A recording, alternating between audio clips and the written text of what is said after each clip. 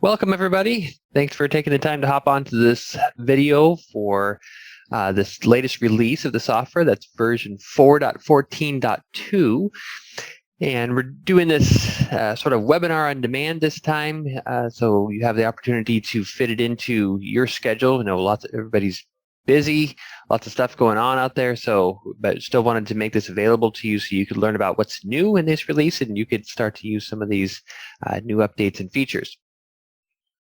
So with that, we will jump into some of the options that are available here. And speaking of updates, one of the new things in this version is the ability for you to actually check for updates.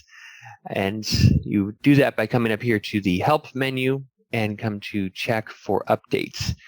Now at this point, there's nothing too much interesting there because this is the latest version.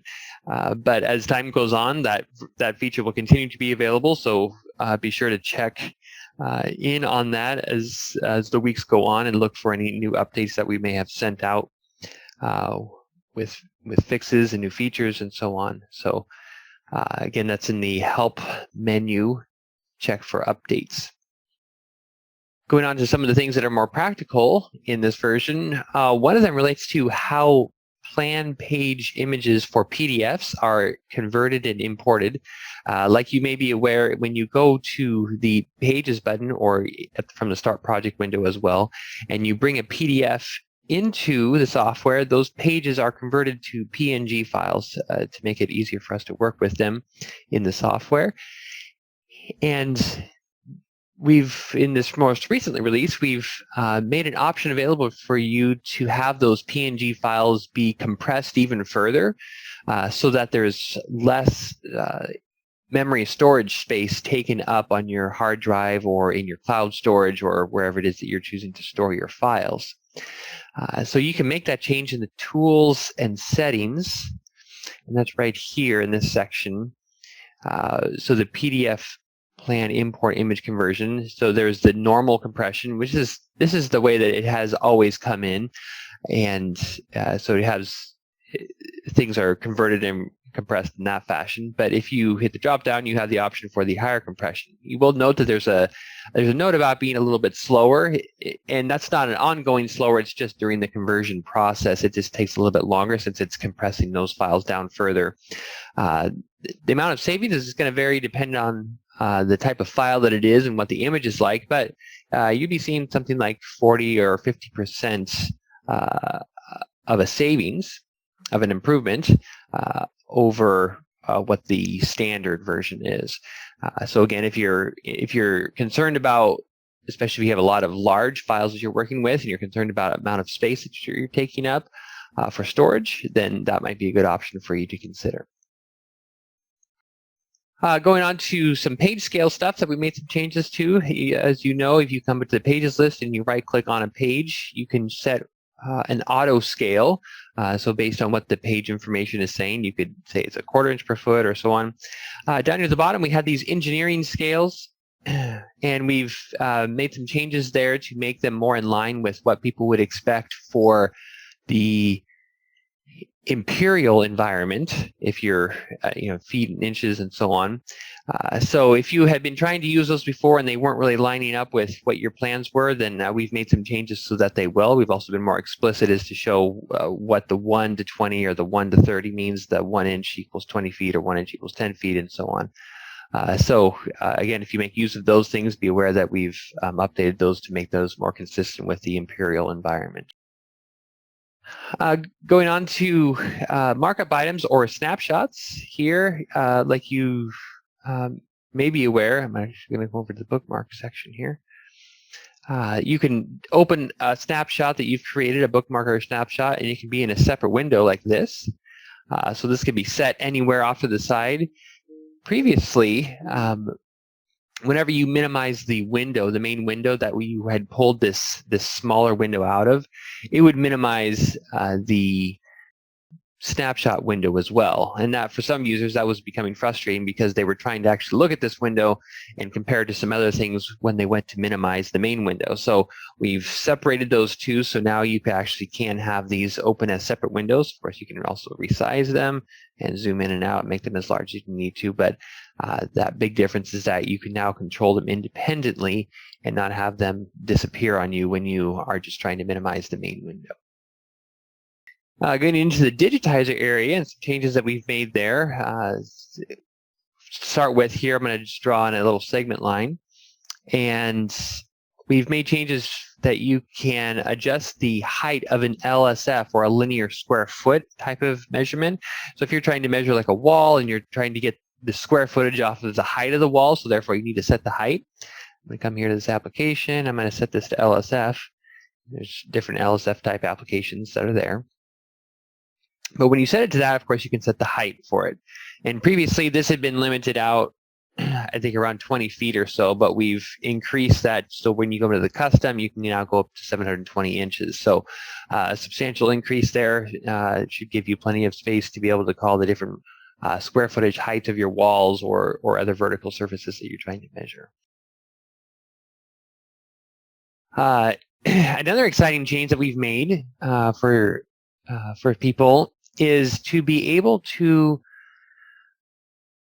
find an application easier in the digitizer. So we have this segment again, and let's say that we wanted to turn this segment into maybe some deck rail or something like that, something that wasn't readily available in our application list. So I'm going to right click here, come to application, and maybe we'll set it back to LF.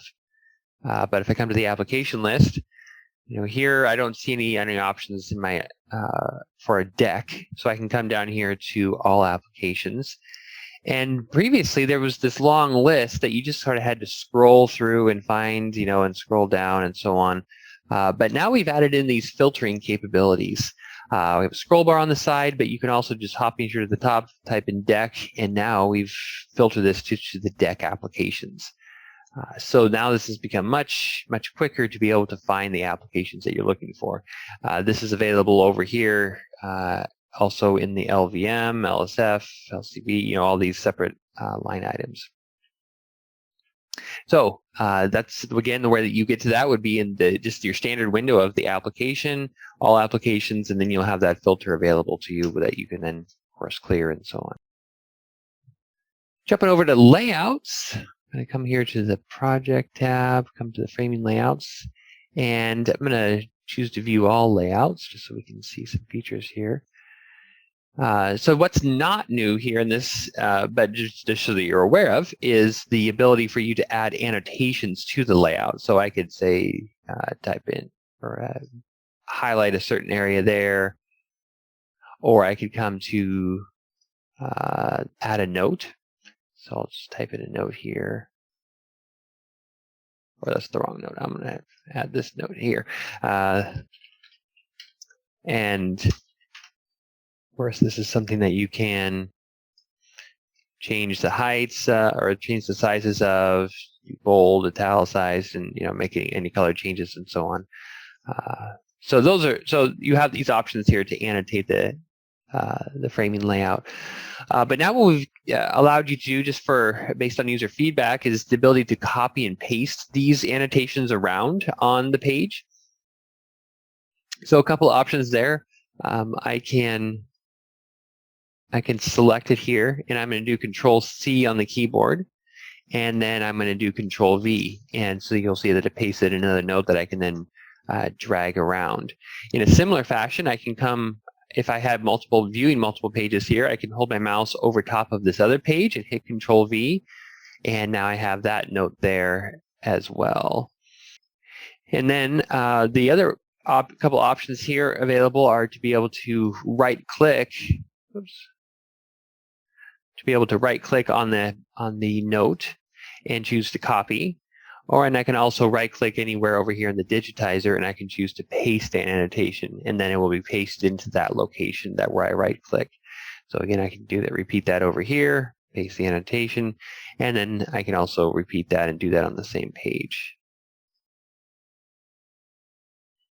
So we've got the copy and the paste capabilities, right-click as well. And then one other interesting one is that you're able to actually also paste something to multiple pages at once. Now, I only have 2 here, but if you had 5 or 6 pages, you would have the same behavior where I can select something, I can right-click on that annotation, and I have this option here to copy and paste to all framing layouts. So I'm going to copy and paste, and this will be true for notes as well as highlighters and any of the other ones. So when I do, it actually puts it onto that page in that same location at the next one down. And again, if there was 6 or 7 pages here, all of those would be pasted at the same time. So if you have a note, for example, that needs to be pasted across all the different pages for a framing layout collection, then that would be an easy way to get that there and also be positioned in a specific spot on the page. One more thing as it relates to the core software is the ability for you to export kits.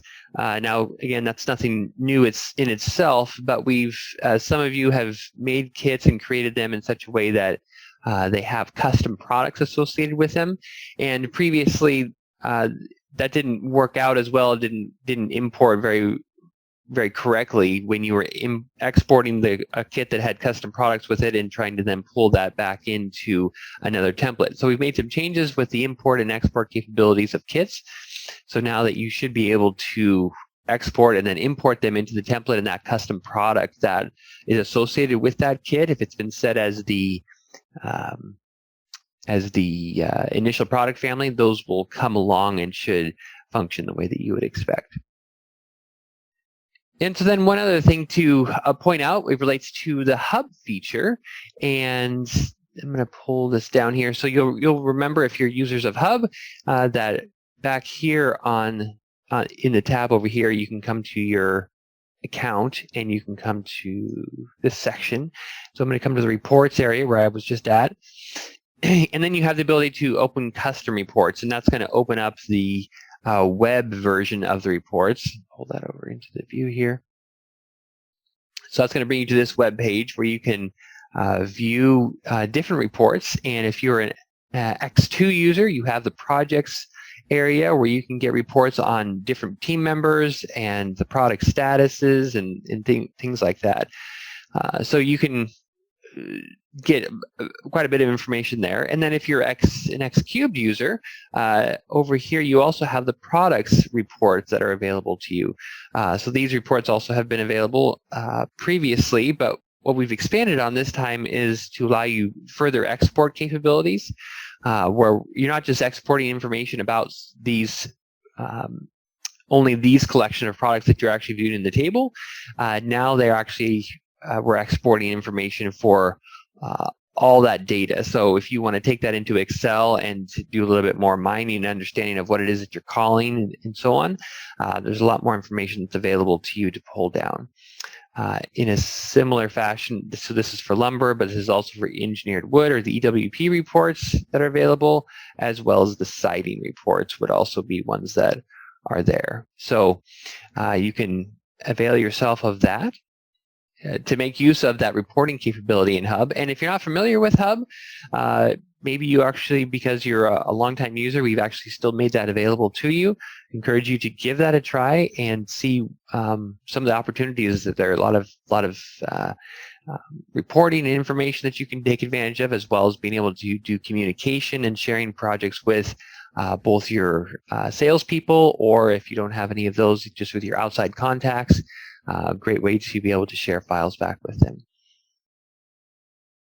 So that then brings us to a close of this latest version release, and that's version 14 or 4.14.2.